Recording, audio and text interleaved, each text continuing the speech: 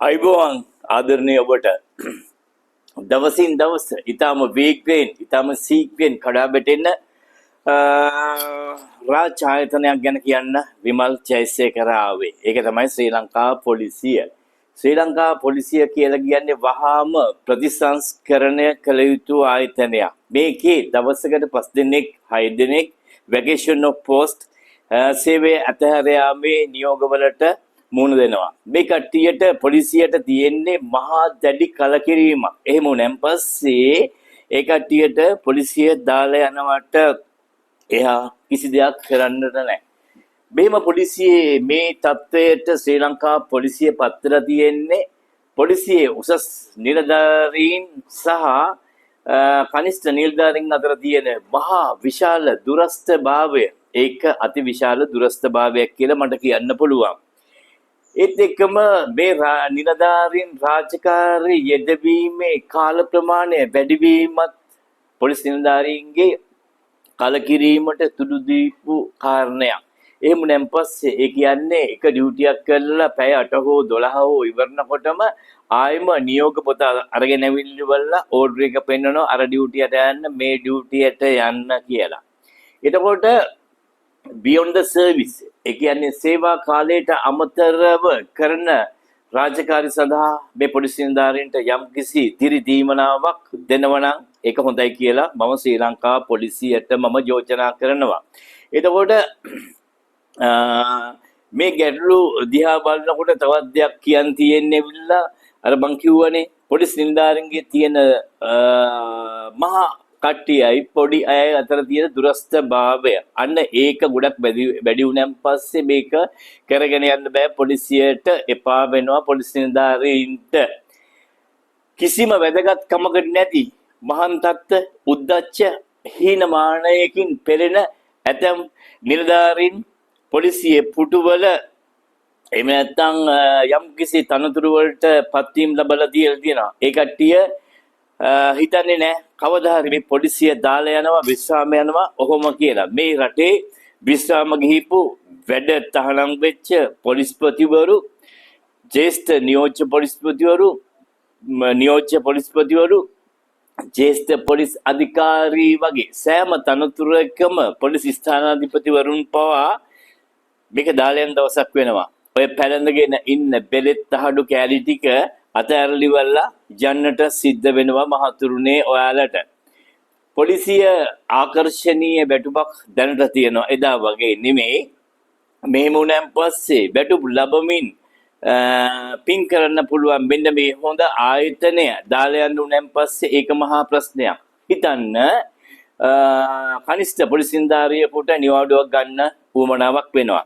ඒ උවමනාව මව රෝහල්ගත කරන්න ක්ලිනික් එකකට එක්ක යන්න වෙන්න පුළුවන්. එහෙම නැත්නම් ගර්භණී තත්ත්වයේ ඉන්න බිරිඳ, එහෙම නැත්නම් අසනීප වෙච්ච දරුවාට ප්‍රතිකාර ලබා දීම හෝ වෙනත් පුච්චලික මොනහරි කාරණයකට නිවාඩු ඉල්ලුවෙන් පස්සේ එයාට නිවාඩු ලැබෙන්නේ නැත්නම් එයාගේ කාර්යය පොලිස් ස්ථානාධිපති කරලා දෙන්නේ නැහැ. ඔහු විසින්ම ඒ දේ කරගන්නට උවමනා වෙනවා නම් ඒව සරි කර දෙන්නට කවුරුවක් නැති වුණාන් පස්සේ එයාට යන්න වෙනවා. එතකොට ස්ථානාධිපතිවරයා එයාට නිවාඩු නොලැබීමෙන් ඔහුට ඇතිවන මානසික ආතතිය එහෙම නැත්නම් තියෙන උපයෝගීතාවය මත මෙයාට නිවාඩු ගන්න උවමනා වුණාන් පස්සේ මෙයා ගෙදර ගිහිල්ලිවලා රිප්ලයි පේජ් ටෙලිග්‍රෑම් එකක් ගහලා මෙයා ගන්නවා. පොලිස් ස්ථානාධිපති මේ වෙලාවේදී කෝපයටපත් වෙනවා. මං හරිනේ පොලිසිය මහත්තුරු. මෙයා කෝපයටපත් වුණාන් පස්සේ හරි මම දුන්නේ නෑ නිවාඩු නමුත් තමුන් නිවාඩු ගත්තා. අන්න මේ සිටුවිල්ල ඇති වුණාන් පස්සේ එයාට ඇති වෙන තරහා අන්න ඒක ඔස්සේ එයා පේපර් එක ගහන වහාම ඇඩ්මින් එක කතා කරලිවලා වැකේෂන් ඔෆ් පෝස්ට් ඉෂුව කරන්න සේවය අතහැර යාමේ නියෝග නිකුත් කරන්නට ඔන්න පියවර ගන්නවා. දඩබල ගාලිවලා ෆයිල් එක ටයිප් කරනවා. ෆයිල් එක කම්ප්ලීට් කරලා සහකාර පොලිස් අධිකාරීවරයාට ගිහින් දෙනවා. සහකාර පොලිස් අධිකාරීවරයා මෙතුවක් කාලයක් මෙන්න මේ අද මේ මොහොත දක්වා කරපු කාරණේ තමයි පොලිස් ස්ථානාධිපතිගේ නිර්දේශය අනුමත කිරීම. ඒක එහෙම කරන් පස්සේ විල්වල මේ නිලධාරියට වෙන්නේ මහා අගතියක්, මහා පාඩුවක්. මේ නිලධාරියා අවුරුදු 20ක් හෝ ඊට වැඩි කාලයක් එහෙම නැත්නම් ඊට අඩු කාලයක් පොලිස් සේවයේ මේක විශ්‍රාම වැටුප් ලබන්න පුළුවන් සේවයක් නෙමේ. මේ සේවය දාලා යන්න මෙයාට කිසිම උවමනාවක් නැහැ. මොකද ගෙදර පරිභෝජනය සඳහා සියලු වියදම් දරාගෙන ඉවරලා සමාජ ගෞරවයට කැමති මොහු පොලිසිය දාලා යන්න උවමනාවකින් නෙමෙයි මේ නිවාඩුව ගන්නෙ. නමුත් පොලිස් ස්ථානාධිපතිවරයාගේ නිර්දේශය එක හෙලාම අනුමත කරන සහකාර පොලිස් අධිකාරීවරු එයාලට තියෙනවා ඊට වඩා හොඳ දෙයක් කරන්න. එහෙම උනන් පස්සේ මේ පොලිසිය කඩා වැටීම, නිලධාරීන් පොලිසිය දාලා යෑම මේ සේවා හිඟයට හොඳම විසඳුමක් තියෙනවා. හරි. වැකේෂන් ෆෝස් සහකාර පොලිස් අධිකාරීවරයා නිකුත් කරන්නට ඉස්සෙල්ලා මේ පොලිසින්දාරියා ගෙන්නන්නට අවශ්‍යයි. මේ නිලධාරියා ගෙන්නලා මේ නිලධාරියාගෙන් කරුණු කාරණා විමසන්නට අවශ්‍යයි. නිලධාරියාගෙන් ප්‍රකාශයක් සටහන් කර ඔයා පොලිසියේ දාලා යනවද, පොලිසියේ ඉන්නවද, මොකද්ද මේ ඇබ්සන් එකට මොකද්ද උනේ, මේකට මේ හේතු උනේ මොකද්ද? එතකොට ඔහු කියාවි සර් මම පොලිසියේ දාලා යන්න හිටියේ නෑ, මගේ ගෙදර මෙන්න මේ වගේ තත්ත්වයක්, මෙන්න මෙහෙම ප්‍රශ්නයකට මට මුහුණ දෙන්න තිබුණා, මට වහාම කඩිනමින් නිවාඩු අවශ්‍යතාවය තිබුණා, නමුත් පොලිස් ස්ථානාධිපතිවරයා නිවාඩු දුන්නේ නැහැ. මගේ මෙන්න මේ කාර්යය කරගන්න බැරිුණොත් එහෙම ගෙදර පෞල් සංස්ථාව කඩා වැටෙනවා. එහෙම නැත්නම් දෙමව්පියන්ට දරුවන්ගෙන් ඉටු වෙන්න තියෙන යුතුයකම් ඒවා මට ඉටු කරන්න බැරි වෙනවා. අන්න එහෙම වුණාන් පස්සේ අන්න ඒ தත්ත්වය මත තමයි මට නිවාඩු ගන්න සිද්ධ වුණේ කියලා. එතකොට මේ නිලධාරියා මම පොලිසිය දාලා යන්නේ නැහැ සර් කියලාත් කියාවි. එතකොට මෙයාට වැකේෂන් ඔෆ් පෝස්ට් සේවය අතහැර යාමේ නියෝග නිකුත් කළ යුතුද? අන්න එහෙමුණන් පස්සේ ඒ නිලධාරියාගේ ඒකට එහෙම අනවසරයෙන් නිවාඩු ලබා ගැනීම සඳහා නිවාඩු වලට කරන දෙයක් එක්කෝ නෝපේ හරි ඒ වුණාට ඇවිල්ලා පරණ ඉක්ුත් නිවාඩු තියෙනවා නම් ඒක කරන්න බෑ. මොනවා හරි සුළු දඬුවමක් හරි අමතර රාජකාරියක් හරි යොදවලිවලා මේක පවත්වාගෙන යන්න පුළුවන්. මහත්වරුනි, ශ්‍රී ලංකා පොලිසියේ දැනට මද්ද්‍රව්‍ය වලට මද්ද්‍රව්‍ය පාවිච්චියට අහුවෙච්ච නිලධාරීන් ඉන්නවා. පොලිස් දෙපාර්තමේන්තුව මොකද කරන්නේ? නිලධාරීන් වහාම සේවයෙන් පහ කරනවා. වහාම සේවයෙන් පහ කරන් පස්සේ මේ ප්‍රශ්නේ ඉවරද? වහාම සේවයෙන් පහ කරනවා, යුනිෆෝම් අයිටම්ස් ටික බාර ගන්නවා, ගෙදර යවනවා. එතකොට කවුද මේ සමාජගත වෙන්නේ? මේ සමාජගත වෙන්නේ මද්ද්‍රව්‍ය වලට ඇබ්බැහි වෙච්ච පුද්ගලෙක්. ඒක නෙමෙයි පොලිස්පතිතුමනි, මහජන ආරක්ෂක අමාත්‍යතුමනි, මෙතන සිද්ධ වෙන්නට උවමනා වෙන්නේ. මේ නිලධාරියා වහාම පුනරුත්ථාපනය කළ යුතුයි. වාසියට කියනවා අපි ඔක්කොම එක කල්දේරම් බත කන්නේ කියලා. එහෙම වුණාට ඒ කල්දේරම් බත කාපු පොලිස්කාරයාට උඩ පැනලා කෙලිනවා. ඒක කරන්නේ නැතුව මේ නිලධාරියා වහාම පුනරුත්ථාපනය කරන්නට අවශ්‍යයි. ඔහු කවුරු හරි අම්ම කෙනෙක්ගේ මව් කුසින් මේ ලෝකෙට බිහි වෙච්ච දරුවෙක්, කවුරු හරි බිරින්දෑවකගේ සැමියෙක්, කවුරු හරි දරුවන්ගේ අපච්චි කෙනෙක්. මේ ප්‍රජාවේ මේ කුටුම්බයේ ජීවත් වෙන මේ මිනිසා සමාජයට අත්‍යවශ්‍ය පුද්ගලෙක් වෙන්න පුළුවන්. සුළු වැරදීමකින් කිසියම් එබ්බැහිවීමකට පත් වුණා නම් ඒකේ වරද බාර ගන්න වෙන්නේ ශ්‍රී ලංකා පොලිසියට. ඒ මොකද්ද? රට පුරා ගුවනින් සහ මුහුදෙන් අරන්ගෙන කුඩු ව්‍යාප්තිය වැඩිවීම, පොඩි කුඩු මද්ද්‍රව්‍ය පාවිච්චි කරන්නන් විතරක් අත්අඩංගුවටගෙන මහ මෝරුන් මහ දල ඇත්තු අත්අඩංගුවට නොගැනීමේ අන්න ඒ වරද ශ්‍රී ලංකා පොලිසියට එනවා. ඒතකොට එහෙම ආවෙන් පස්සේ එයා මද්ද්‍රව්‍ය වලට ඇබ්බැහි වුණා නම් ඒක ශ්‍රී ලංකා පොලිසියේ වරදක්. හොඳ නැද්ද? මේ මිනිස්යාව පුනරුත්ථාපනය කළා මේ මිනිස්යාව නැවත සමාජයට හොඳ මිනිසෙක් හැටියට සමාජගත කිරීම, මොහු කම්ප්ලීට්ලි මොහු මද්ද්‍රව්‍ය නැවත නොගන්නා පුච්චලෙක් නම් නැවත පොලිස් සේවයට මේ පුච්චලය ඇතුළත් කරගන්නට පුළුවන්. මහත්වරුනේ, පොලිස්පතිතුමනි, පොලිසිය නිලධාරීන්ට අවශ්‍යයි උපදේශනය. එකක් උපදේශනය අවශ්‍ය වෙන්නේ මහ ජනතාවට හොඳින් කතා කරන්න, සමාජයේ හොඳට හැසිරෙන්න, අල්ලසින් තොරව ගන්න වැටුපට මහජනතාවට හොඳ සේවයක් කරන්නට මෙන්න මේ නිලධාරීන්ට දෙන්නට අවශ්‍යයි උපදේශනය. ඒ උපදේශනය මොකක්ද? ඒ උපදේශනයේට වෛද්‍යවරු යොදා ගන්න පුළුවන්.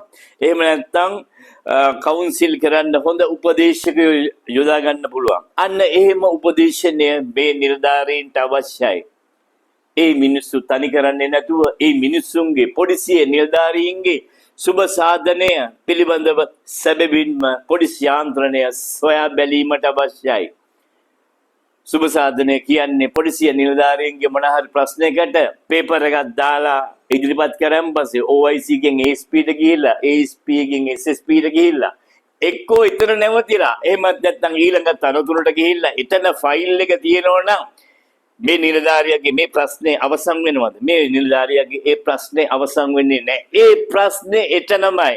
අන්න එතකොට පොලිස් නිලධාරියාට රැකියාව එපා වීම, මානසික ආතතිය, ක්ලෙමත විෂාදය මෙන්න මේ ඔක්කොම හිසට ආවෙන් පස්සේ පොලිසියේ පීඩනය මෙයාට තදින් දැනුණෙන් පස්සේ මෙයාට මේක කරගෙන යන්න බෑ. අන්න ඒක තමයි මේ කට්ටියට උපදේශනය දෙන්නට අවශ්‍යයි. පොලිසියේ කනිෂ්ඨ නිලධාරීන්ට උපදේශනය දිය යුතුයි කියන එක නෙමෙයි මම මේ කියන්නේ. පොලිස් ස්ථානාධිපතිවරුන්ට විශේෂයෙන්ම සහ ඊට ඉහළ ඉන්න පොලිස් නිලධාරීන්ටත් උපදේශනය දිය යුතුයි. එහෙම වුණොත් එහෙම මේක යම්කිසි මට්ටමකින් ගොඩ දාගන්නට පුළුවන් වේවි. කාගේ හරි ප්‍රශ්නයක් වෙලිවලා පේපර් එකක් දාලා ඒකට සහනය ඒකට පිළිතුරු ඉල්ලුවෙන් පස්සේ ඒක දින සති මාස ගණන් එහෙම ෆයිල් වලට වෙලිවලා එක් මහතුරු ගාව මේක තියෙනවා නම් එහෙම ඒකද ශ්‍රී ලංකා පොලිසිය පරිපාලනය. අන්න ඒක නිසා මෙන්න මේ සිස්ටම් එක වහාම වෙනස් විය යුතුයි.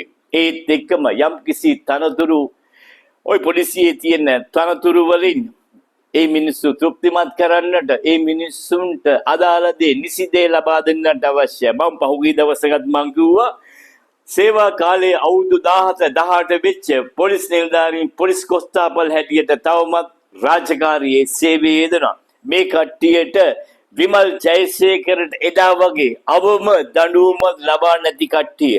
ඇයි ඒ මිනිස්සුන්ට කුඩම්මගේ සැලකිලි තමුන් නාන්සේලාට ඔක්කොම තියෙනවා. සහකාර පොලිස් අධිකාරීන් නිලයට ආවයින් පස්සේ ඒකේ තියෙනවා යම් කිසි වසර ගානකදී මෙන්න මේ වසර මෙච්චර සේවා කාලේ හිටියන් පස්සේ මේ තනතුරේදී එයාට ඊළඟ උසස් වීම ලැබිය යුතුයි කියන එක. නමුත් මේ කනිෂ්ඨ නිලධාරීන්ට මේ தත්ත්වය ඇත්තේ නැහැ. මෙන්න මෙහෙම වුණාන් පස්සේ පොලිස් නිලධාරීන්ට ඇති වෙන්නේ මහා කලකිරීමක්. අන්නේ කලකිරීම නිසා මේ සේවා කාලය තුල තවදුරටත් ඉන්න බෑ කියලා මේ කට්ටිය දන්නවා. එහෙම නම් පස්සේ පොලිසිය වැටෙනවා. වැටිල්ලක් ආයි ඒක කාටවත් නවත්වන්නට හම්බ වෙන්නේ නැහැ.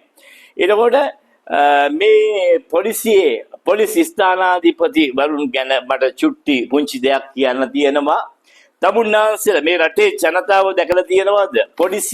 පොලිස් ස්ථානාධිපතිවරයාගේ කාර්යාලයේ ඊට යටත් නිලධාරී පුටුවක වාඩි වෙලා ස්ථානාධිපතිවරයාත් එක්ක සුහදව කතා කරනවා. එහෙම නැත්නම් රාජකාරී මට්ටමේ දෙයක් ඒ කට්ටිය කතා කරනවා. Have you seen ever? මං හිතනවා නෑ කියලා. හරිද? මේක මටත් ඊටාම කලාතුරකින් දකින්න දෙයක්. ඒ කියන්නේ ඉම්පොසිබල් ටෙන්ස් එකේම කාරණයක් තමයි. එහෙම දේවල් නැහැ. පොලිස් ස්ථානාධිපති එයාට නිලධාරියෙක්ගේ යම්කිසි කාර්යයක් කරගන්න උවමනාවන් පස්සේ පොතක දෙයක් දැනගන්නට උවමනා වුණාන් පස්සේ මේ ෆිගර්ස් ගැන විස්තර අහන්න පොත්පත් ගෙන්නලා ඉවරලා OIC ගේ පුටුව මේසය සහ පුටුව ඉස්සරහා මේසය ඉස්සරහා පුටු 3ක් 4ක් ඕම තියෙනවා. ඒ තිබෙද්දි ඒ එක පුටුවකවත් මේ නිලධාරියාට වාඩි වෙන්න කියන්නේ නැහැ. OIC චූන් වෙලා පුටුව එහාට මෙහාට කැරක් ඉල්ලුවලා එයා වින්දනයක් ලැබෙමින් අර නිලධාරියාගේ ප්‍රශ්න ටික ඔක්කොම ටික අවශ්‍ය ටික කරගන්නවා මිසක මෙයා ගාව නැහැ ආගන්තුක සත්කාර හොස්පිටලිටිස් එහෙම නැත්නම් good manners ඒවා නැහැ. එහෙම නැන් පස්සේ ඇවිල්ලා මේ නිලධාරීන්ට එපා වෙනව කලකිරෙනවා. ඔය පුඩු තියන්නේ කාටද? පොලිසියට එන ගස් ලීමෝල් කාර්යයන්ටද? මස්කඩේ මුදලාලිටද? කසිප්පු ජාවාරම්කරු ඔන්න ඔය කට්ටියද? ඒව තියෙන්නේ පොලිසිය නිලධාරීන්ටත් වාඩි වෙන්න. අපේ පොලිසියේ පොඩි තනතුරු වල ඉන්න එවුන්ටත් උඹලට තියෙන්නේ මහා අමාරුවක්. උඹලගේ හිතවල මෙන්න මේ ඔළුවේ තියෙන මෝඩ ගතියට උඹලා හිටගෙන ඉවරලා කියනවා. අරු අතර වාඩිලා ඌ ප්‍රශ්න ටික අහනවා. මේක මෙතන හිටගෙන ඉවරලා ඔක්කොම ටික කියනවා. කිව්වන් පස්සේ ඔය සිට අල්ලන්නේ නැද්ද යකුනොත් ඒ පොත අල්ලලා වීසි කරනවා. පොත අල්ලලා වීසි කරොත් උඹලා කරපල්ලා. අවුලපම් කියලා පොත තියපල්ලා. අවුලන්න එපා එකෙක්. ඔව් අවුලන්න එපා එකෙක්. උඹලට පේනව නේද OIC ගේ ඉස්සරහා තියෙන පුටු 3-4 පුටුවක් ඇදලිවලා වාඩි වෙනවා. පුටුවක් ඇදලා වාඩි වෙලා එතෙන්ට අවශ්‍ය ෆිගර්ස් දෙන්න පොලිස් නිලධාරී මහතුරුනේ උඹලාට පුළුවන්. එකෙක් හරි වාඩිවෙන් පස්සේ මොන හරි OIC කිව්වොත් තමසේ කොහොමද මෙතන වාඩි වෙන්නේ? ඔහොම කියලා ඇහුවොත් එහෙම මට කතා කරලා කියපන් පුතේ 0.73යි 177යි 155. මින් ඉස්සරහට පොලිසිය වල OIC ලගේ ඉස්සරහට ගියන් පස්සේ කාර්යාලයට ගියන් පස්සේ අවශ්‍ය නැහැ හිටගෙන මේ තොරතුරු සපයන්න. පුටුවක් ඇදලා අරගෙන වාඩි වෙලා උඹලා පිරිමි. උඹලට පෞරුෂත්වයේ තියෙනවා. කායික සහ මානසික හොඳ ශක්තිමත් මේ මිනිස්සුන් මොකටද අරුවට මෝඩ ඇඹරෙන්නේ? අන්න ඒක නිසා ඔන්න ඔය පෞරුෂත්වය ගොඩනගා ගන්නට අවශ්‍යයි පොලිස් නිලධාරීන්. හැබැයි පොලිසිය ඒ ටික කරගන්න බැරුණාට එළියට ගියන් පස්සේ උඹලට එහා එකෙක් නැහැ. පොලිසිය මහජනතාවට අඩි පොළවේ හප්පලිවලා දාන සත්තම. හැබැයි පොලිසිය ඇතුලේ පොලිසිය මහයුන් ඉස්සරහදී කුක්කෝ වගේ. පෞගේ දවසක ජ්‍යෙෂ්ඨ පොලිස් අධිකාරීවරයෙක් හම් වෙන්න ගියා. මට හිතවත් පොලිස් නිලධාරියෙක්. මේ පොලිස් නිලධාරියා ගියේ එයාගේ පුච්චලික කාරණයක් සඳහා පැමිණිල්ලක් කරන්න. ඒ පැමිණිල්ලට සාධාරණ පොලිසියෙන් ඉෂ්ට වුණේ නැති වුණන් පස්සේ අංශයකින් මෙයා ගියා ජ්‍යෙෂ්ඨ පොලිස් අධිකාරීවරයාට මේක පැමිණෙන්න. SSP ගාවට ඇතුළට යනකොට ඇටෙන්ෂන් වෙලා දැත් ළඟට අරගෙන දෙකකුල් ළඟට අරගෙන ඉවරලා කෙලින් හිටගෙන good morning sir කියලා කිව්වන් පස්සේ මං අසවල් පොලිසියේ මේඩික් කිව්වන් පස්සේ කෝ තමසගේ යුනිෆෝම් යනවා ගිහලා යුනිෆෝම් දාන්න. ඇයි පිස්සුද බං? මොකටද යුනිෆෝම්? යුනිෆෝම් අවශ්‍ය වෙනවා මේ නිලධාරියාගේ බැටු සම්බන්ධව ප්‍රශ්නයක් නම් රාජකාරී මට්ටමේ ප්‍රශ්නයක් නම් මේ නිලධාරියාගේ නිවාඩු සම්බන්ධව එහෙම නැත්නම් මේ ඇඩ්මිනිස්ට්‍රේටිව් මැටර් එකක් නම් පරිපාලන ගැටලුවක් නම් යුනිෆෝම් එක දාගෙන ගිහිල්ලා ඉවරලා කියන්න පුළුවන්. මේ පුජ්‍යලික ප්‍රශ්නයක් ඇවිල්ලා පොලිසියේ වෙනත් අංශයකින් සහනයක් ඒකට සාධාරණයක් ඉස්ස වෙන්නේ නැති වුණන් පස්සේ SSP ගාවට මේක ගිහිල්ලා කියන්න ඒක යුනිෆෝම් දාන්න ඕමුණා නම් මේ SSP ගේ තනිකර මොලේ හොදන්න වෙනවා. ඔව් SSP ගේ තනිකර මොලේ හොදන්න වෙනවා. ඔන්න ඔය හීනමානය ඔන්න ඔය කැටගති මේ පොලිස් නිලධාරී මේ උසස් පොලිස් නිලධාරීන් ගාව තිබීමෙන් මේ ශ්‍රී ලංකා පොලිසිය හදන්නට බෑ. මේ ශ්‍රී ලංකා පොලිසිය හදන්නට බෑ. ජීවිතේ තේරුම් ගන්නට අවශ්‍යයි. මේ මන් දන්නවා එක දවසක් TIG මහත්තයෙක් එක්ක මම කතා කරනකොට කොහොම හරි TIG මහත්තයා ගෙදර පොල් ගන්නවා. ඔව් ගෙදර පොල් ගන්නවා. මෙහි ඇවිල්ලා පොලිසිය අර මේ ඔක්කොම ඉන්ස්පෙක්ෂන් අනම්මන ලොකු ලෙවල් එකේ හිටියද වයිෆ්ට උදව් කරන්න ඕන ගෙදර ගියන් පස්සේ ගෙදර පුංචියා වින්නෝ ඒ කට්ටිය සෙල්ලම් කරනවා. මෙයා කුසියට ගිහිල්ලා සර්මත් දාගෙන කුසියට ගිහිල්ලා මෙයා පොල් ටික ගන්නවා. මගෙත් එක කිව්වා මම මේ පොල් ටිකක් ගන්න ඕනට උදව් කරන්න කිව්වා. මම කොච්චර හොඳයිද? මම සතුටු වුණා.